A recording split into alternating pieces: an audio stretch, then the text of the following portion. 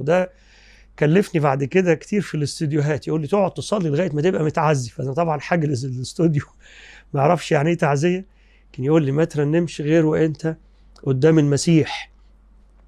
وهقول لكم حاجه اخيره عن قدام المسيح دي. الفنان العظيم مقبل اللي راسم اللوحات والايقونات اللي في الملاك ميخائيل وحضن الاب اللي في الهيكل ومعظم اللوحات اللي في الدير، وهو من اول دفعات الفن في اسيوط كليه الفنون. فكان قاعد بيرسم، فانا كنت اقعد بالعود في الدير، يعني ايام ما كنت في الدير فتعرفت بيه. فقال لي انا كنت بدخن وحياتي وحشه قوي، ولقيت سيدنا باعت لي بيقول لي انت هترسم هنا في الهيكل الصوره بتاع المسيح الملك بنتوكراتور.